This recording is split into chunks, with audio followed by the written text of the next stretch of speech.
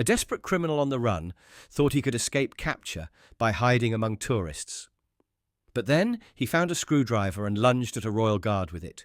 What happened next left everyone in the palace courtyard speechless. Before we continue, let us know in the comments below where you're watching from. And don't forget to subscribe to our channel, because tomorrow, at the same time, we'll bring you another incredible story showcasing the bravery and discipline of the royal guards. You won't want to miss it. Ignacio Varga's heart pounded against his ribcage as he sprinted through the narrow London alleyways, the wail of police sirens growing louder behind him.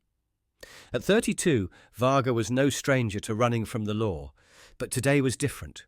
The cocktail of drugs coursing through his system had his mind racing even faster than his feet, every shadow morphing into a police officer, every civilian face transforming into an undercover agent. His dishevelled appearance, 3-day stubble, wild eyes, and sweat-stained clothes drew concerned glances from passers-by. The distinctive tattoo of a serpent coiling up his neck, usually his pride, now felt like a beacon broadcasting his location to every officer in London. The small bag of crystalline powder in his pocket was simultaneously his escape and his prison, each hit driving him deeper into paranoia, while temporarily numbing the crushing anxiety of pursuit. "They're everywhere," Varga muttered to himself, pupils dilated to black pools as his gaze darted frantically across the bustling street ahead. As he rounded the corner onto Birdcage Walk, Varga collided with a throng of excited tourists, their colourful clothing and animated chatter creating a perfect camouflage for a man on the run. "Perfect," he whispered, his Spanish accent thickening under stress as he slowed his pace to match the leisurely stroll of the tourist group. They were headed toward Buckingham Palace, cameras ready, guidebooks in hand. Slipping his hands into his pockets, Varga hunched his shoulders and adopted an interested expression, occasionally nodding as if part of a guided tour. The police vehicles screamed past the group, officers scanning the streets, but missing the fugitive hiding in plain sight among the visitors. The tour group approached the palace gates, where security performed routine checks. Varga felt sweat beading on his forehead as he shuffled forward in line. The security guard barely glanced at him, waving through another faceless tourist in the day's procession. Once inside the palace grounds, Varga's breathing quickened again. Colours seemed too bright, sounds too sharp. The ceremonial guards in their scarlet uniforms suddenly appeared menacing, their stoic faces registering as masked hostility in his drug-addled mind. "They know," he thought, panic rising again as he moved deeper into the crowd. "They're just waiting to grab me." Corporal Hayes stood at his post with perfect military bearing, his scarlet tunic and bearskin cap a striking contrast against the grey stone walls of Buckingham Palace. At 34, Hayes was in his prime. 12 years of distinguished military service had sculpted him into the elite soldier now entrusted with guarding the royal residence. The morning sun glinted off the polished brass buttons of his uniform as he maintained his forward gaze, seeing everything while appearing to see nothing. His ceremonial rifle, held at the exact angle prescribed by centuries of tradition, belied the deadly skill with which he could wield it, if necessary.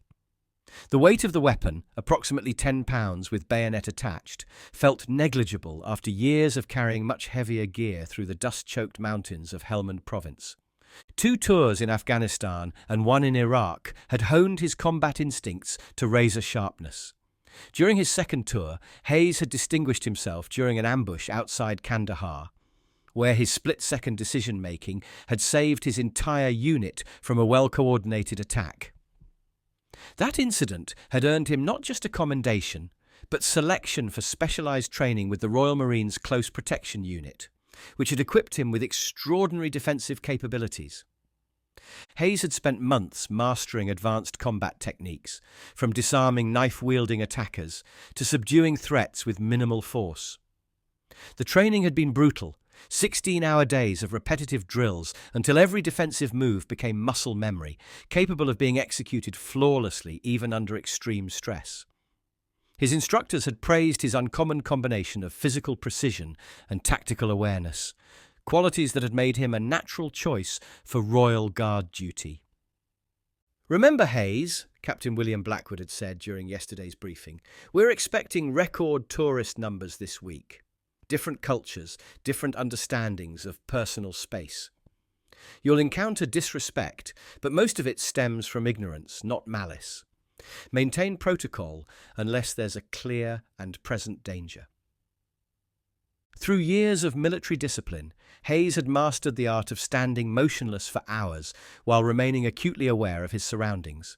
His peripheral vision caught every movement in the vicinity, and the agitated man who had entered with the last group of tourists immediately triggered his combat-honed instincts. The man moved differently from the other tourists. Jerky, unpredictable movements paired with darting, suspicious glances. His clothes seemed inappropriate for the warm day. A heavy jacket despite the June heat, worn boots scuffed from what appeared to be recent running, and a baseball cap pulled low over his eyes. Hayes catalogued these observations without moving a muscle. The man's dilated pupils and constant fidgeting suggested substance abuse, while the furtive glances toward palace security personnel hinted at someone avoiding detection. Varga moved through the crowd of tourists like a shark through shallow waters, his movements erratic, yet somehow predatory. Sweat beaded on his forehead, despite the mild temperature, his eyes constantly scanning for threats, real and imagined. "They sent you for me, didn't they?" Varga muttered as he made his first pass by Hayes's position, just loud enough for the guard to hear. "Standing there like you're not watching me." Hayes remained motionless, though his trained senses registered every detail of the encounter. The man's Spanish accent, thickened by stress, the chemical odor suggesting recent drug use, the trembling hands that couldn't stay still. None of this showed in Hayes's expression as he maintained his forward gaze, his ceremonial stance unwavering.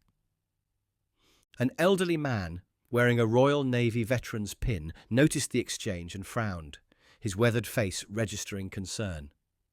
James Whitfield had served Queen and country for 27 years. He recognized the signs of a brewing confrontation. He gently guided his wife a few steps back while keeping his eyes on Varga. "Margaret," he whispered to his wife, "let's move over there for a better view." A young family with 2 small children stood nearby, the father proudly explaining the tradition of the Royal Guards to his wide-eyed daughter. "They stand so still because they're the best soldiers in all of Britain," he explained, unaware of the potential danger developing mere feet away. "I know you're one of them," Varga continued, his voice taking on a conspiratorial tone as he circled back. "They sent you specially for me, didn't they? Special forces, right? I can tell by your eyes." The crowd naturally created space around him, responding unconsciously to the aura of instability he projected. Children were pulled closer by alert parents. Other tourists stepped aside, creating a small clearing around the guard and the approaching threat. "You can't fool me with this statue act," Varga hissed, moving deliberately into Hayes's line of sight. His hands trembled visibly now, fingers twitching at his sides. "I know they sent you to bring me in." Special forces disguised as a toy soldier. The midday sun cast harsh shadows across Varga's gaunt face, highlighting the hollows beneath his cheekbones and the unhealthy pallor of his skin. Days without proper sleep had left dark circles under his eyes, while the drugs had chapped his lips to a cracked, bleeding mess. "All of you, watching me, tracking me," Varga continued, his voice rising. "First the street cameras, then the unmarked cars, now you, standing here pretending to be a tourist attraction." An American couple nearby exchanged worried glances. "Let's move on," the woman whispered to her husband, tugging gently at his sleeve. "That guy seems unstable." Similar scenes played out around Hayes's post as tourists sensed the brewing confrontation and quietly distanced themselves, creating an expanding circle of empty space around the guard and Varga.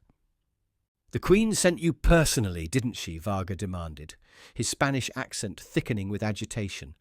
"Or was it MI6? Did they tell you what I know about the conspiracy?"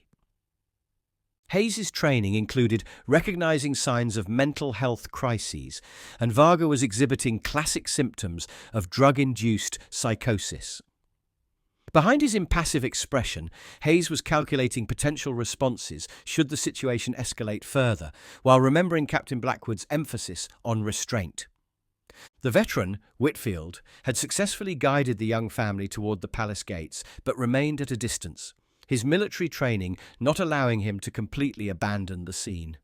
He caught the eye of a palace security officer and gave a subtle nod toward Varga, communicating his concern without creating panic. "Say something!" Varga suddenly shouted, drawing startled looks from the remaining tourists. His outburst echoed across the courtyard, momentarily silencing the ambient chatter. "I know you can hear me! Stop pretending!" A flash of metal caught Varga's attention as he circled Hayes's position for the 5th time. Near the edge of a maintenance access door, something gleamed in the midday sun, a tool dropped and forgotten by a palace worker during morning repairs. Varga's drug-heightened senses locked onto it instantly. A screwdriver with a worn black handle and 6-inch steel shaft. His mind, racing with chemical-fueled paranoia, immediately registered it as salvation, a weapon against the conspirators closing in around him. With a casualness that belied his intentions, Varga altered his pacing pattern, drifting toward the forgotten tool as if simply wandering aimlessly. "Might need that," he muttered to himself, his voice barely audible over the ambient sounds of tourist chatter. "Protection. Always need protection." Hayes, despite his forward gaze, noticed the subtle shift in Varga's trajectory and the object of his attention. 12 years of combat experience had taught him to identify potential weapons in any environment, and the screwdriver registered immediately as a threat if acquired by the increasingly unstable man.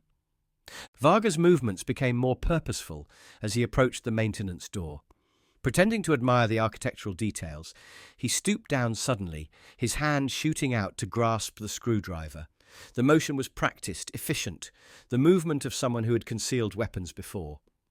The screwdriver disappeared into Varga's jacket sleeve, a street magician's sleight of hand, but Hayes had missed nothing. Whitfield, the veteran observer, had also noticed the retrieval. His military experience translated into immediate recognition of the altered dynamic. A potentially violent person had just armed himself. The veteran caught the eye of a nearby mother with 2 children and gave a subtle head tilt toward the exit, his expression communicating the unspoken message, "Leave now." "Now we can talk properly," Varga said quietly as he passed close to Hayes, the screwdriver's presence evident in the slight bulge at his wrist. "Now I have something to make you listen." Palace security personnel had begun moving more purposefully through the courtyard, responding to Whitfield's alert and their own observations, but they were still too far away to intervene immediately if Varga decided to use his newly acquired weapon. "I know you can hear me, soldier," Varga whispered, circling closer to Hayes. "The time for pretending is over." With a subtle flick of his wrist, he allowed the screwdriver to slide down into his palm, the metal shaft now clutched in his fist, ready to strike. The remaining tourists gasped, several backing away quickly as they spotted the makeshift weapon. A woman pulled her child behind her, while others fumbled for phones to call security.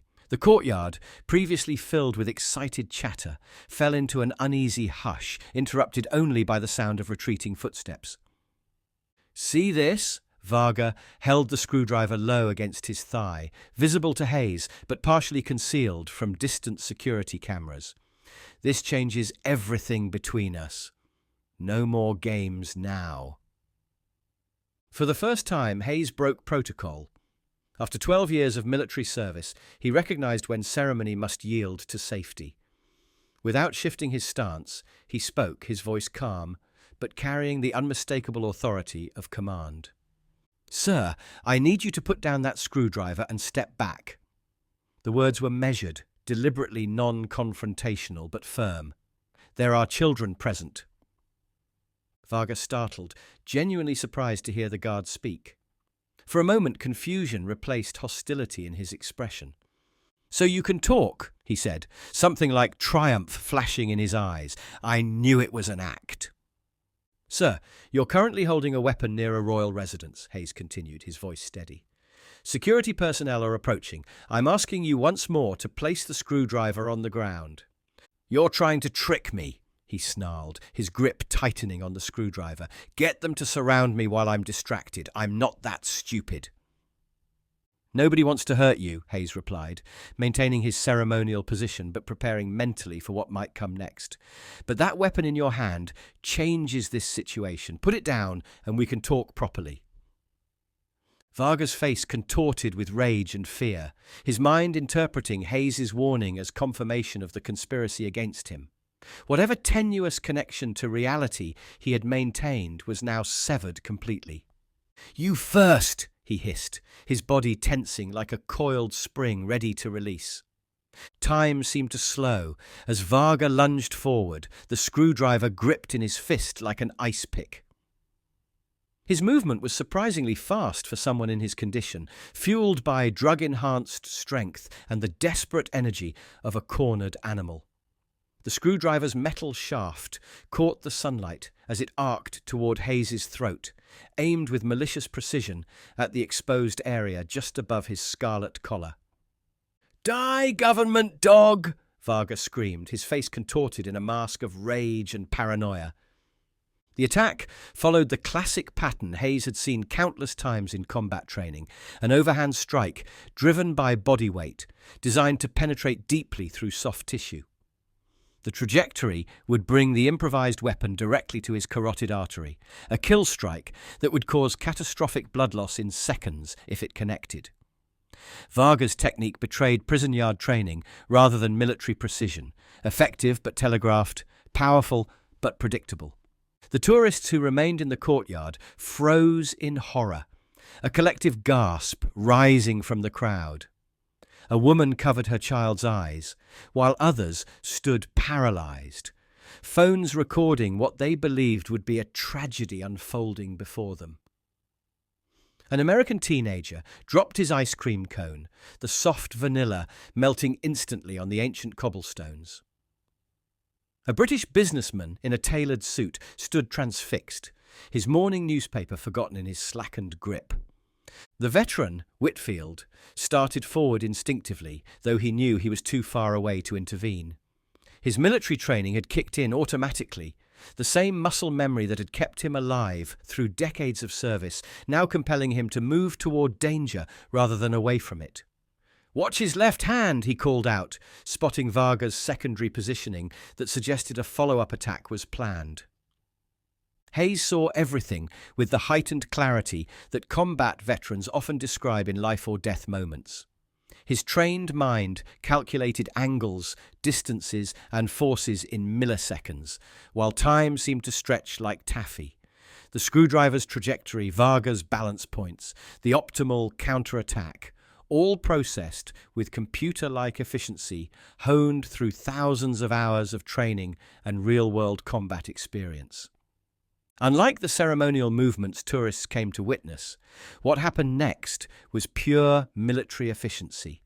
Hayes pivoted with fluid precision, his body moving not in the regimented motions of palace ceremony, but with the lethal grace of a special forces operator.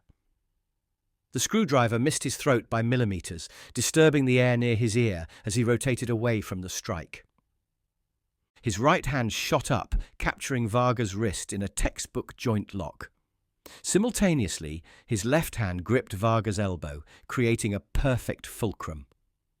The movement appeared almost gentle to onlookers, belying the precise application of pressure to key nerve clusters that sent shooting pain through Varga's arm. The screwdriver clattered to the cobblestones as Varga's fingers involuntarily released their grip, his nervous system overridden by the expertly applied pressure. The sound echoed across the suddenly silent courtyard, a metallic punctuation to the failed attack. "What the—" Varga began, but his words transformed into a grunt of pain as Hayes smoothly transitioned from the wrist lock to a controlled takedown, using Varga's own forward momentum against him. In less than 2 seconds from the initial lunge, Ignacio Varga found himself face down on the courtyard cobblestones, his arms secured behind his back in a restraint hold so perfectly executed it could have been used as a training demonstration. "Remain still," Hayes instructed, his voice carrying the same calm authority it had moments before. Despite the violent confrontation, his breathing remained measured and controlled, his movements precise rather than frantic. The only concession to the ceremonial bearing he had maintained for hours was the slight tilt of his head as he secured Varga against the cobblestones. Varga struggled initially, his drug-enhanced strength allowing him to buck against the restraint. "Get off me! You're breaking my arm!" Hayes adjusted his hold with surgical precision, applying pressure to specific nerve points that caused Varga to immediately cease his resistance. "Your arm isn't broken," Hayes stated matter-of-factly, "but continued resistance will become increasingly uncomfortable." As if to demonstrate, he applied a fraction more pressure to Varga's wrist, causing the man to gasp and flatten himself against the ground. "Understood," Varga managed through gritted teeth. The crowd that had scattered during the attack now watched in stunned silence, phones raised to capture the aftermath. The ceremonial guard they had come to photograph, the living statue they had expected to remain motionless regardless of provocation, had transformed before their eyes into something else entirely. An elite soldier, demonstrating why the Royal Guards were selected from the best military units in Britain. "Did you see that?" whispered a young woman to her companion, her Australian accent thick with amazement. "I thought they were just for show." "My brother told me they were real soldiers," responded a schoolboy to his teacher, "but I didn't believe him until now." An elderly gentleman with a walking stick nodded with knowing satisfaction. "My grandfather was one of them, back in 52. Said people never understood what they were capable of. Seems nothing's changed." Throughout the courtyard, tourists who had minutes before been snapping light-hearted photos were now exchanging looks of newfound respect. Some clapped spontaneously, though they quickly quieted, sensing the gravity of the situation, as Hayes maintained his professional control of the subdued attacker. "You've assaulted a member of Her Majesty's Armed Forces at a royal residence," Hayes informed Varga, his tone remaining professional. "Palace security will be here momentarily. Until then, I would advise you to remain still." "They'll kill me," Varga muttered, his paranoia still evident despite his physical defeat. "You're just holding me for them." "Nobody is going to harm you," Hayes replied, maintaining the precise pressure required to control without injuring. "You'll be treated according to the law, nothing more, nothing less." Palace security officers were converging rapidly now, their radios crackling with urgent communications. Unlike the ceremonial guards, these officers wore tactical uniforms and moved with the practiced efficiency of a well-coordinated team. They established a security cordon with remarkable speed, their movements suggesting extensive training for exactly this type of scenario. "Sierra 2 in position, subject neutralized by Royal Guard, awaiting handover," reported one officer into his sleeve mic, his eyes constantly scanning the perimeter for additional threats. "Copy Sierra 2. Medical support en route. ETA 60 seconds, crackled the response from the command centre, hidden somewhere within the palace complex. Behind the palace security came Metropolitan Police officers, responding to emergency calls from witnessing tourists. Their blue uniforms created a second ring around the incident, managing the curious onlookers while preserving the integrity of what was now a potential crime scene. The entire episode, from Varga's first approach to his neutralization, had lasted less than 15 minutes, though to many observers it had seemed both instantaneous and eternal. For Hayes, it had been merely another demonstration of the training that had become second nature, a series of threat assessments and proportional responses executed with the same precision he brought to every aspect of his duties. "Ignacio Varga," announced the lead detective as he reviewed the identification found in the subdued man's pocket. "Wanted in connection with drug trafficking across 3 countries. We've had an alert out for him since Tuesday." He looked up at Hayes with newfound respect. "You've caught quite the prize, Corporal." Security and police had established a perimeter around the scene, redirecting tourists while evidence was collected. The screwdriver lay where it had fallen, now surrounded by evidence markers as forensic photographers documented the scene. Varga, handcuffed and subdued, sat on a nearby bench, flanked by officers as a police medic checked his vital signs. "Just doing my duty, sir," Hayes responded simply. His uniform, despite the brief but intense confrontation, remained remarkably intact, a testament to both its quality and his controlled handling of the threat. The detective shook his head admiringly. "Most people don't understand what you guards really are, do they?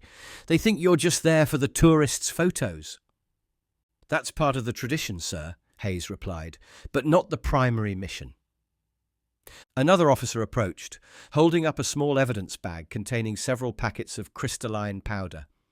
"Found these in his jacket, sir. Looks like high-grade methamphetamine. Explains the paranoid behavior." "And the desperation," added the detective. "He was cornered. Authorities nearly caught him this morning near Victoria Station. Must have blended with the tourist crowd to escape." The veteran, Whitfield, who'd provided his statement, approached Hayes with military bearing. "Royal Marines, 4th Battalion?" he inquired, recognizing certain details in Hayes's response to the threat. "Second, sir," Hayes confirmed. Whitfield nodded with approval. "Thought so. That takedown had battalion written all over it. Naval Intelligence, retired," he added, extending his hand. Hayes shook it briefly, the mutual respect between servicemen evident in the simple gesture. As the police prepared to transport Varga for processing, the detective turned back to Hayes. "We'll need your official statement later, but for now, Tums," he gestured toward the guard's post, "I believe you have a duty to return to." With the same precision that had characterized his defensive movements, Corporal Alexander Hayes resumed his position at his designated post.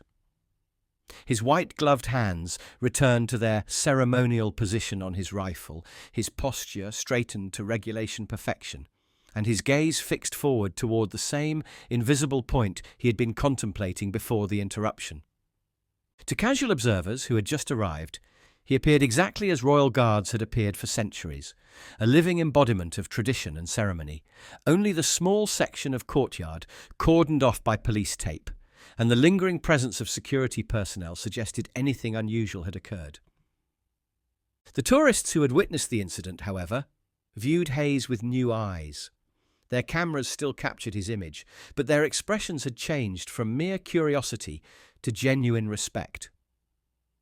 Children who had previously giggled at the statue man now stood quietly, sensing something important in his stillness that hadn't registered before.